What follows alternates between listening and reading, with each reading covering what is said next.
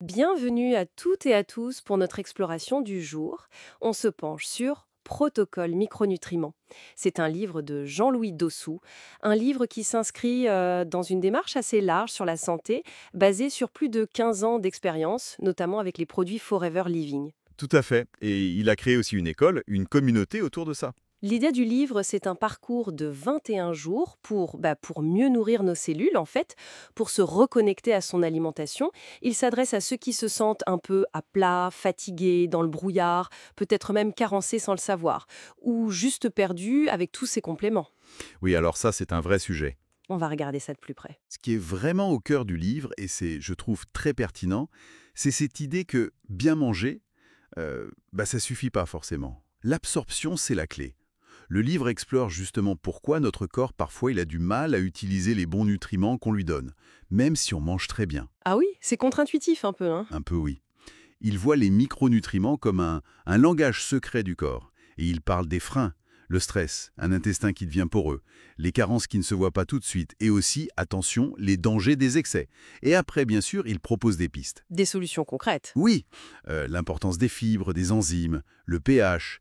Il s'inspire aussi de l'alimentation ouest-africaine. Et puis, il y a une approche des compléments via un protocole précis, le P39. C'est un cheminement, quoi. J'aime bien comment il utilise des images simples. Le micronutriment comme un colis Amazon qui doit arriver à la bonne adresse, la bonne cellule. Ça, c'est au chapitre 1. C'est parlant, oui. Ou l'image de la cuisine trop pleine au chapitre 4, où trop d'un truc peut bloquer l'autre. Genre trop de zinc qui gêne le cuivre. Exactement. C'est la notion d'équilibre qui est centrale. Mais alors, ces fameuses carences silencieuses dont il parle au chapitre 3, comment on les repère si les prises de sang sont normales? Bonne question. C'est là qu'il introduit les voleurs silencieux de nutriments, chapitre 2. Les voleurs silencieux. Oui, comme une inflammation chronique de bas grade ou un déséquilibre acido-benzique. Des choses qui ne crient pas forcément, mais qui minent l'absorption en arrière-plan. D'accord. Et ça n'apparaît pas toujours dans les analyses classiques. Pas toujours de façon évidente, non. Mais le livre ne fait pas que pointer les problèmes, hein. Il valorise aussi ce qui aide. Les fibres, les enzymes, un bon pH. Chapitre 5. Il présente ça un peu comme les gardiens de la biodisponibilité. Il prépare le terrain pour que les nutriments soient bien utilisés. Les gardiens. J'aime cette idée.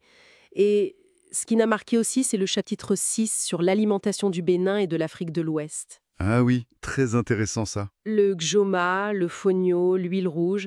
On parle beaucoup de super aliments qui viennent de loin, mais là, il met en avant une sagesse locale, pour la stabilité minérale notamment. Tout à fait. Une richesse souvent méconnue. Il propose même ce qu'il appelle des recettes structurelles basées là-dessus.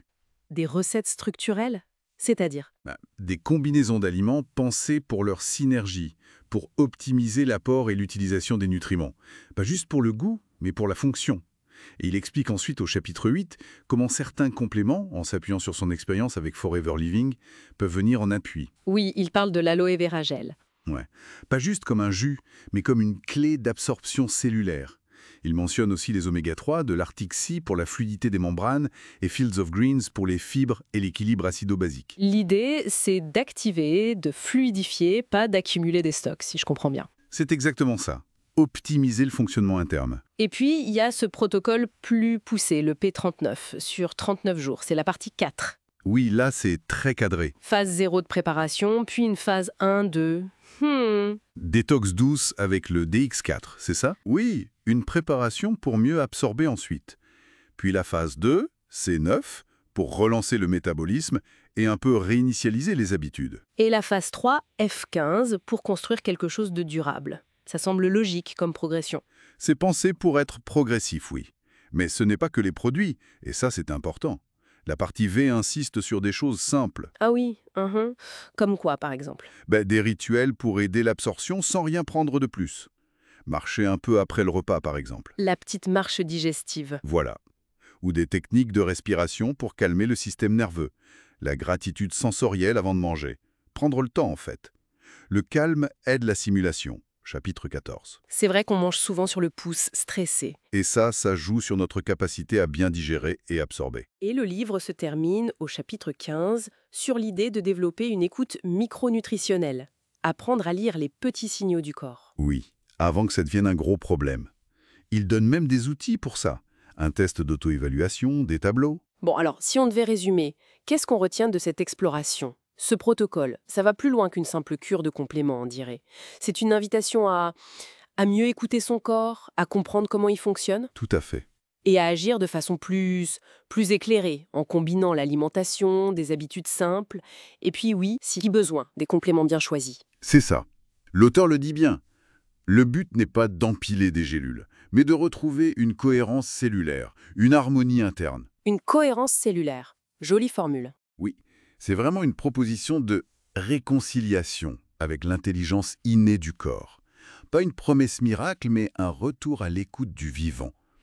Et ça amène une question pour finir peut-être, si on adoptait vraiment cette posture d'écoute active au quotidien. Hmm. Si chaque choix, que ce soit un aliment, une habitude ou même un complément, était vu non pas comme une corvée ou une baguette magique, mais, comme le suggère la fin du livre, comme un message d'amour envoyé à son corps. Ah, c'est beau ça. Comment est-ce que ça pourrait changer notre rapport à notre santé, sur le long terme, bien après les 21 ou 39 jours d'un protocole? C'est une excellente question pour méditer. Un message d'amour à son corps. Ça change la perspective. Voilà, une piste de réflexion intéressante, je trouve.